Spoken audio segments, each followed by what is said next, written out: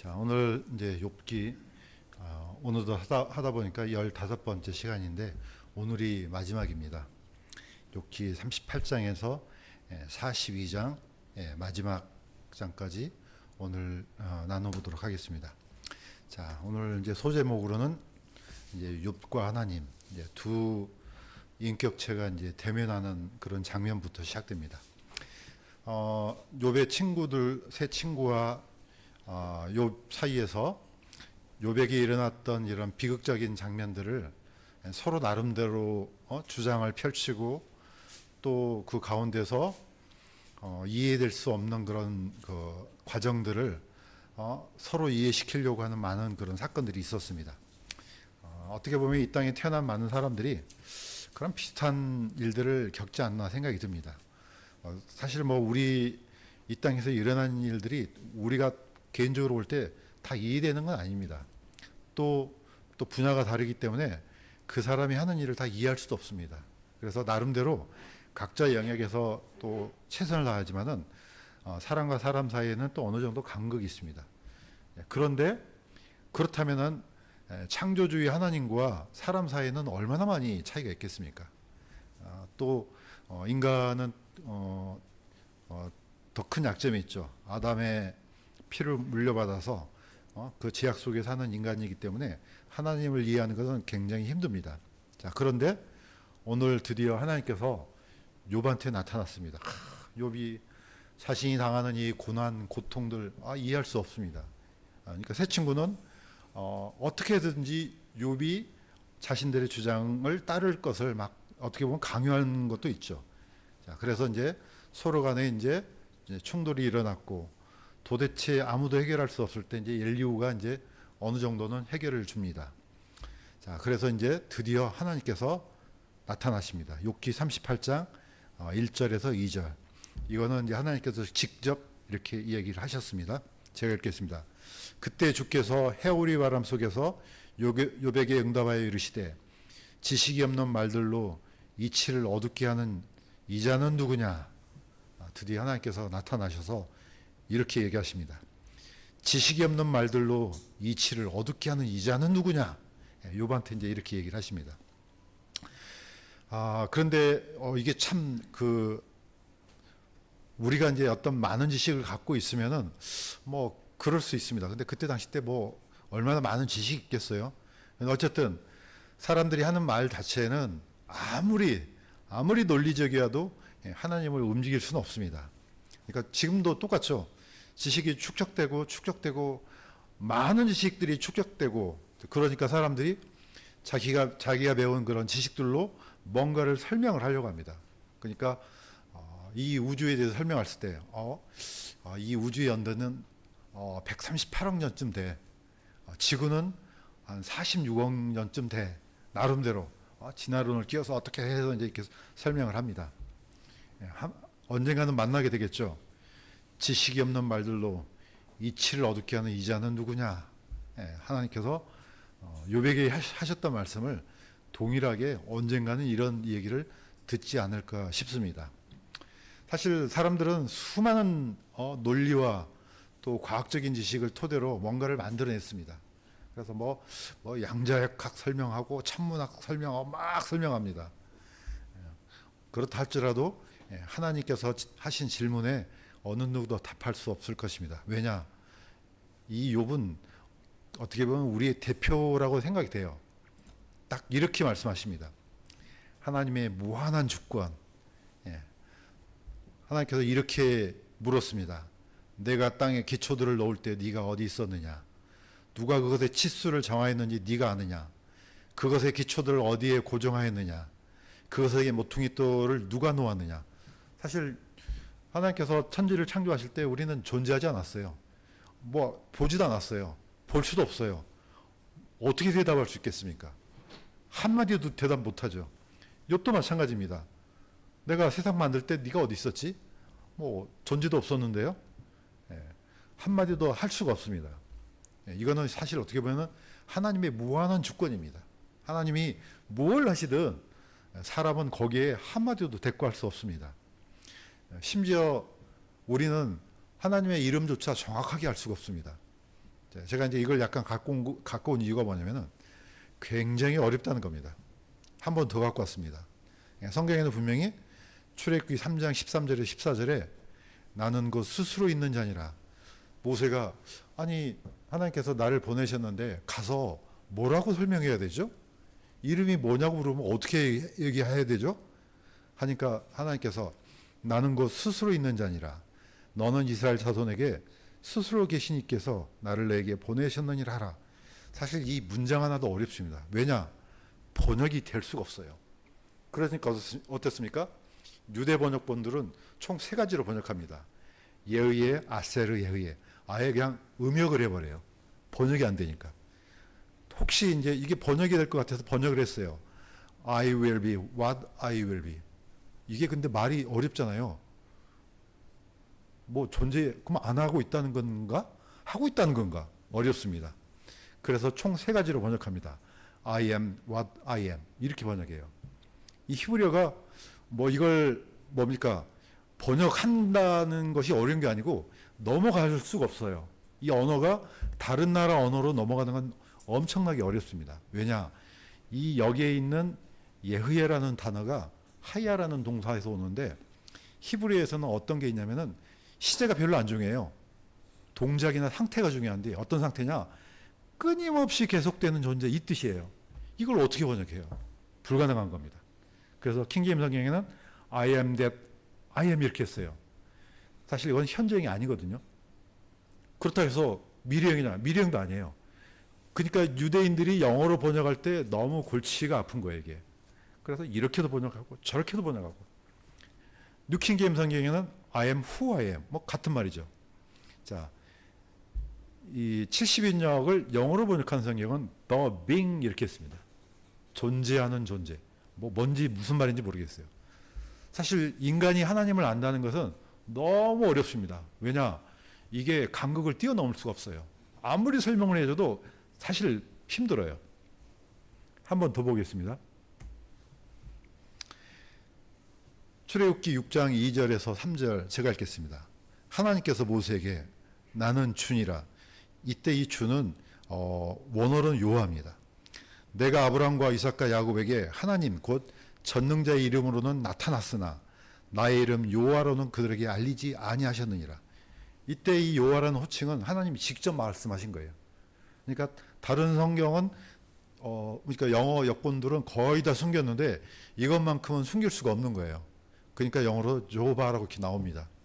이건 하나님께서 하신 말씀이기 때문에. 자, 여호와라는 말로는 이름으로는 안 알려줬다 이거예요. 아브라함과 이삭과 야곱에게. 누구한테 처음으로 알려줍니까? 모세에게. 그래서 딱 보시면 아시겠지만 왼쪽에 있는 글은요. 아마 이제 추정을 하는 것 같아요. 모세 시대 때 썼던 그런 글자이지 않을까. 요두해 바브해입니다.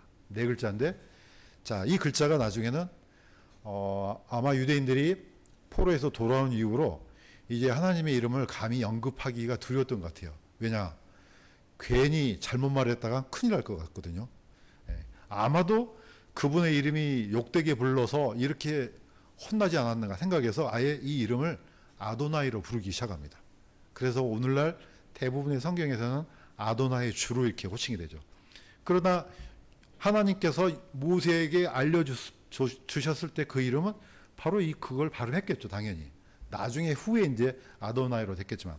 어쨌든 우리가 하나님의 이름조차도 제대로 사실 알지를 못하고 있습니다. 그만큼 어렵다는 겁니다.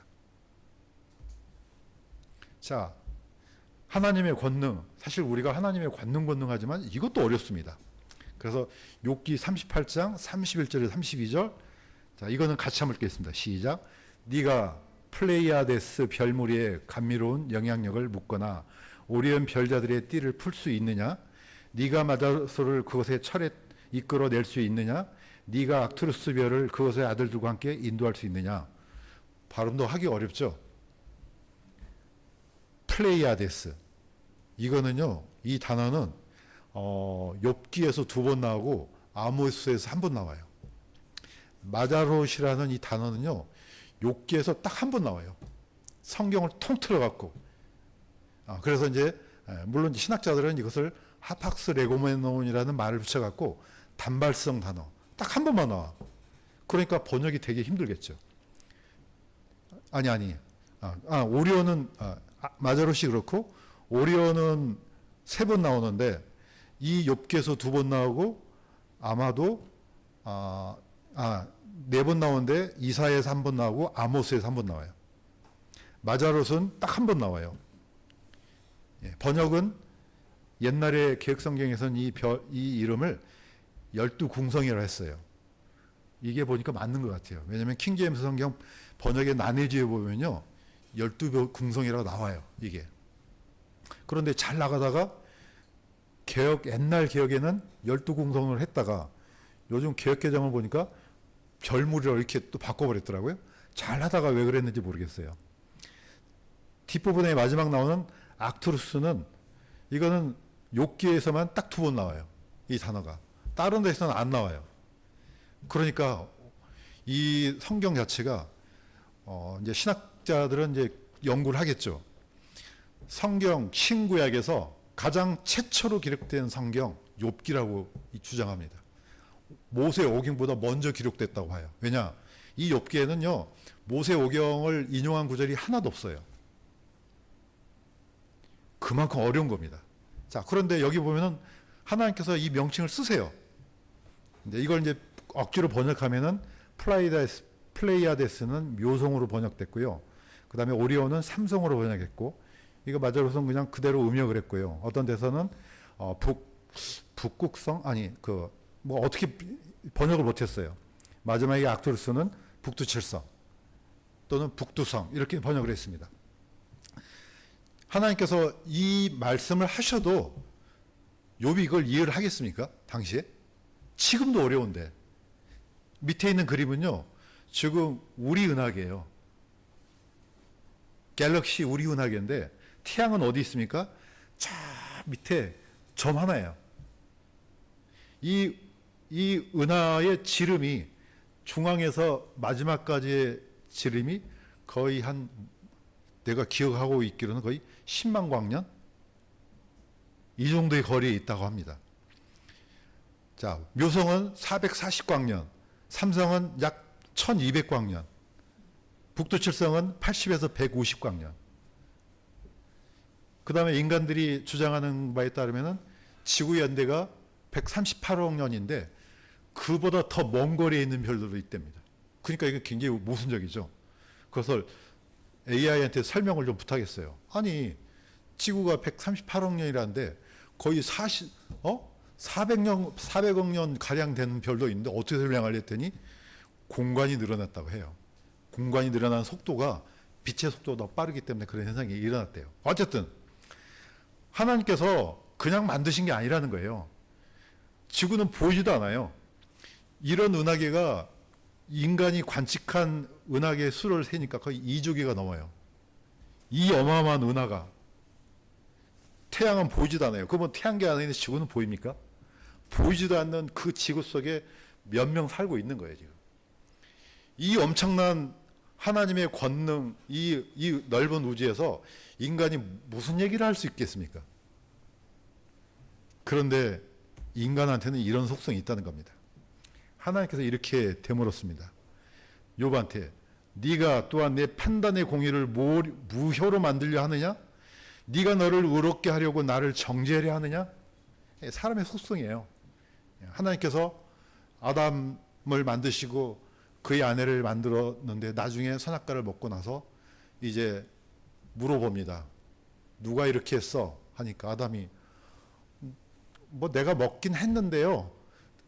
하나님께서 만들으신 이 하와 때문에 그렇게 됐어요. 하와는 왜 먹었냐니까 뱀이 나를 속여서 이렇게 먹었나이다. 거기서 끝내버려요. 뱀은 왜 먹어서 하질 않아요. 뱀은 기회를 안 줍니다. 거기서 끝내버려요. 보니까 우리 속성이 그런 것 같아요. 우리는 뭔가를 하면은 본능적으로 방어막을 치기 시작합니다. 어떻게 보면 이게 이제 모든 사람들이 갖고 있던 연약함도 되고 그런 제 속성이기도 합니다. 그건 어쩔 수가 없는 것 같아요. 끊임없이 남 탓하잖아요. 뭐 하면은 남 탓합니다. 특히 남 탓 잘하는 누굽니까? 정치인들 보면 한 사람도 내가 잘못해 이런 사람 없잖아요. 비슷한 것 같습니다. 자, 그래서 사람의 연약함과 이 속성을 그대로 하나님은 가져오십니다. 그게 가져온 게 욥기 4장, 40장, 15절에 18절이에요. 뭐 이때는 아마 이렇게밖에 설명이 안 됐을 것 같아요. 하나님께서 욥을 설명할 때. 제가 읽겠습니다. 내가 너를 만들 때에 함께 만든, 뭐라 그랬습니까? 함께 만들었다 그랬어요. 배의 못을 보라. 그가 자기 꼬리를 백항목같이 움직이며 그의 뼈들은 강한 노덩이 같으며 그의 뼈들은 새막대기 같으니라. 옛날에는 배의 못을 번역이 안 되니까 옛날 개혁성경에서는 얘를 하마로 번역을 했어요. 근데 하마로 번역하니까 뭐가 문제예요? 꼬리가 거대한 백향목같이 움직여요. 이게 하마가 움직이면 그렇게 안 움직이잖아요. 그래서 지금은 그대로 음역을 했어요. 개혁개정은 전부 다 배의 못으로 음역을 했어요. 뭔지 모르지만 이건 어마어마한 거대한 모선 공룡 같아. 저는 개인적으로 공룡이 맞다고 봐요. 아담을 만들 때 이미 이것도 만들어 놨다는 것이 저는 맞는 것 같아요. 단지 이제 이 통제력을 언제 상실하냐? 죄를 짓는 순간에 상실해 버린 거죠. 어쨌든 하나님께서는 이 거대한 공룡도 만들었다. 어마어마한 동물인데 그 앞에서 어떻게 네가 뭘 할 수 있는 게 있겠냐? 이겁니다. 한 번 더 보겠습니다. 욥기 41장 1절에서 20절까지를 요약했습니다. 네가 낚싯바늘로 리오예단을 끌어낼 수 있겠느냐? 그의 콧구멍에서는 끓는 솥이나 가마솥에서 나오는 것 같이 연기가 나온도다. 옛날 개혁성경에는 이 리오야단을 뭐로 번역했습니까? 기억나세요? 악어로 번역했어요. 왜냐하면 이 단어를 아니 이게 뭐지? 알 수는 없지만은 그냥 악어를 이렇게 하지 않았을까? 지금은 전부 다 리오야단으로 다시 음역을 했어요. 그런데 뒤에 나온 게 더 이상해요. 왜냐하면 그의 콧구멍에는 끓는 솥이나 가마솥에서 나오는 연기 같은 게 나온대요. 딱 뭐가 연상됩니까? 이거 공룡이에요. 수만 번 뱉으면 그냥 거의 그냥 연기 같은 게 훅 나오지 않겠어요? 이런 동물을 네가 뭐 낚시로 뭐 낚겠냐? 지금 이거예요. 하나님께서 욥한테 하신 말씀이 결국은 이거예요. 이 피조물인 네가 뭘 하겠냐? 무슨 힘이 있겠냐? 하나님께서 만드신 이 피조물조차 통제를 못하는데 이 앞에서 뭐 하겠냐 네가? 내가 이 지구를 만들고 우주를 만들 때 내가 어디 있었냐? 네가 뭘 하겠냐? 그러니까 욥이 어떻게 대답합니까? 욥기 40장 4절 같이 한번 읽겠습니다. 시작. 내가 내 손으로 입을 막으리이다. 욥은 내가 내 손으로 닥치겠습니다. 한마디로. 지금까지는 이 고난이, 이 고통이, 아니 이게 말이 되는 소리예요. 하나님 항변하고 하나님을 좀 만나면 내가 좀 뭐라도 왜 이렇게 됐는지 내가 좀 물어봐야 되겠다. 본인 입장에서는. 우리도 똑같은 입장이잖아요. 내가 얼마나 고생하는지 좀 알아줬으면 좋겠어. 하나님, 이스라엘도 똑같은 거예요. 우리가 어떤 고난을 우리가 거기 뭡니까 그 유대인들 600만 명 그 역사를 알고 있는 것처럼 유대인들 중에 얼마나 많은 사람이 그 얘기를 했겠습니까? 하나님 도대체 살아 계시는 거예요? 안 살아 계시는 거예요? 나타나면은 한마디라도 할 수 있겠습니까? 내가 내 손으로 입을 막으리다. 지식도 없이 이치를 가리는 자가 누구니까? 이건 욥이 한 말이에요. 내가 알지 못한 일들을 말하였나이다. 내가 내 자신을 몹시 싫어하고 티끌과 재 속에서 회개하나이다. 욥이 그냥 아예 입을 막았어요. 이거는 아무것도 아니에요. 왜냐? 욥 뒤에 누가 있습니까? 사실 예수 그리스도가 계시니까 그렇습니다. 예수님의 십자가 밑에서 아유 하나님 너 힘들어요 이렇게 말할 사람이 있습니까? 아무도 없습니다. 그 어떤 소모와 고통도 그 십자가의 고통을 넘어설 수는 없어요. 우리는 인간이고 그분은 누굽니까? 창조주 하나님이기 때문에 그렇습니다. 그분 앞에 가고 아유 하나님 너무하세요 이런 말 해요? 안 되는 겁니다. 그 어떤 걸로도 안 되는 거예요. 그러니까 욥에게는 당연한 겁니다. 내가 내 입을 막겠습니다. 괜히 안 우셔겠습니다, 하나님. 우리 본질 속에는 그런 게 다 있는 것 같아요. 저도 그랬습니다.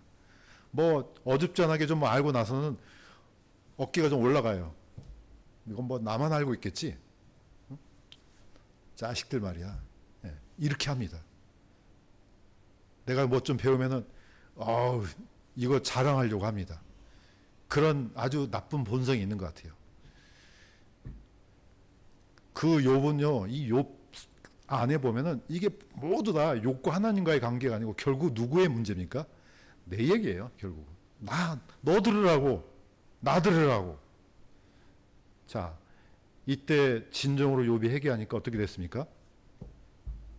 하나님께서 이렇게 명령합니다. 욥기 42장 8절에 이렇게 합니다. 제가 읽겠습니다. 이제 숫소 7마리와 순양 7마리를 가지고 내 종 욥에게 가서 너희를 위하여 번제 헌물을 드리라. 내 종 욥이 너희를 위하여 기도할 터인즉 내가 그로 인하여 받으리라. 자, 욥이 모세 오경보다 더 일찍 기록됐다는 증거가 여기서도 나옵니다. 왜냐? 번제는 누구만 드립니까?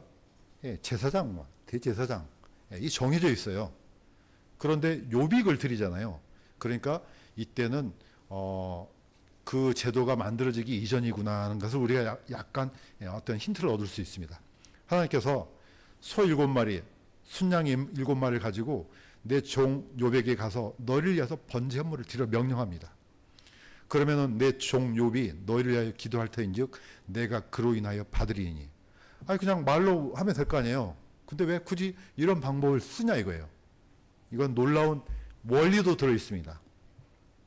사람의 모든 죄는 말로는 절대로 해결 안 됩니다. 왜냐? 하나님의 공의 때문에 그렇습니다. 공의로운 하나님 앞에서 그냥은 없어요. 반드시 뭐가 지불돼야 됩니까? 대가가 지불돼야 돼요. 대가가. 내가 죄를 지었으면 그에 대한 대가를 누구든지 받아야 되죠. 그게 받는 게 바로 죄 없는 이 양이 이 숫소가 되고 어린 순양이 되는 겁니다. 자, 저는 여기서 굉장히 중요한 원리가 또 있는 것 같아요. 자, 하나님은 그냥 욥을 용서하셨을 뿐만 아니고 뭐라 합니까? 욥이 너희를 위해서 기도하게끔 하지 않습니까?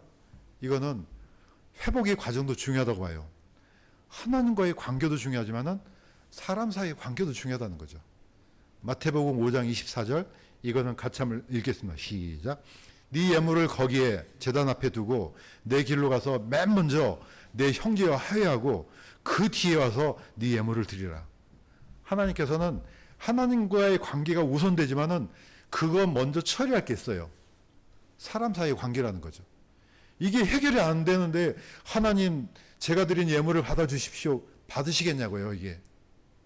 그래서 반드시 하나님께 예배드리러 온 사람들은 이걸 먼저 처리해야 되는 거예요, 이게.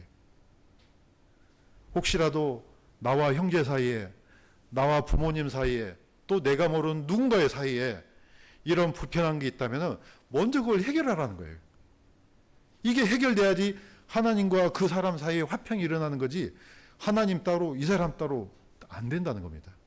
저는 이 욥이 회복되는 과정이 이게 굉장히 중요하다고 봅니다. 이제 마무리하겠습니다. 제가 끊임없이 강조하고 또 제가 성경을 묵상하다 보니까 이 두 가지는 쌍벽을 이루어요. 디아스포라와 알리아. 하나는 흩어짐, 하나는 연합, 올라감. 이게 끊임없이 반복돼요. 그 에덴 동산에서 아담이 죄를 짓고 쫓겨났을 때 언젠간 다시 돌아오겠죠. 우리도 마찬가지로 한 개인이 하나님 앞에 죄를 지었을 때 회개하면 어떻게 됩니까? 회복되지 않습니까? 왕국도 똑같습니다. 이스라엘도 똑같고 개인도 똑같고 전체 흐름이 다 여기다 포커스를 맞추고 있더라고요. 사사기도 마찬가지고. 욥기 42장 10절 제가 읽겠습니다. 욥이 자기 친구들을 위하여 기도할 때 주께서 그의 포로된 것을 돌이키시고, 표현이 욥이 한 번도 포로된 적이 없는데 그런데 포로되었다고 이렇게 합니다. 포로된 것에서 돌이키시고 그가 전에 소유했던 것의 2배를 주심으로. 이미 우리가 선데이 스쿨에 이제 룻기 보지 않습니까? 자, 나오미는 자기 고향 베들레헴 유다에서 태각해서 요단강을 건너 모압 땅으로 건너갔습니다. 이때는 완전한 가정이었어요. 남편도 있고 아들도 있고. 가서 이제 모압 여인하고 결혼한 이후로 남편도 죽고 두 아들도 다 죽었습니다. 그러니까 어떻게 해요? 완전한 가정이 다 깨져버린 거예요. 요단강을 건너자마자. 나중에 어떻게 합니까? 룻과 함께 들어와서 이 며느리 룻이 보아스와 결혼해서 드디어 가정이 회복됩니다. 가정이 무너졌다가 다시 회복되고, 하나님의 왕국이 무너졌다가 다시 회복되고, 우리가 쫓겨났다가 다시 돌아오고. 보니까 하나님의 이 섭리는 넓은 것, 아담부터 시작해서 모든 사람이 죽음에 이르렀다가 다시 예수 그리스도를 통해서 다시 생명을 얻는 이 놀라운 과정이 다 똑같이 반복되어 있는 것 같아요. 그러니까 욥기도 결국은 뭡니까? 다 잃었다가 다시 회복시켜 주신 거죠. 이것도 결국은 디아스포라와 알리아 이 기법 안에 들어있는 것 같습니다. 하나님께서는 그 욥한테 잃었던 자녀를 다시 회복시키십니다. 딱 정확하게 10명이에요. 10명이 하루아침에 다 죽어버렸잖아요. 그대로 10명을 다시 채워주십니다. 소유물은요, 배로 더 주십니다. 욥이 어떻게 보면은 물론 이해가 안 돼서 하나님께 여쭈려고 했지만은 결국은 하나님 앞에 한마디도 할 수 없는 존재임을 고백할 때 하나님께서 다 채워주셨습니다. 그렇다면은 우리가 뭐 욥보다 더 고생한 사람들이겠습니까? 비교할 수도 없습니다. 거기 뭐 100분의 1이라도 접근할 수 있습니까? 안 됩니다. 이렇게까지 고통받았던 사람은 거의 없어요. 그렇다면은 욥을 이렇게 회복시켜 주셨으면은 우리는 더 많이 회복시켜 주시지 않을까 생각이 듭니다. 혹시라도 우리 가운데 지금 낙담되고 무너진 영혼이 있다면은 이 욥기를 읽고 다시 일어나기를 주님의 이름으로 간구드립니다.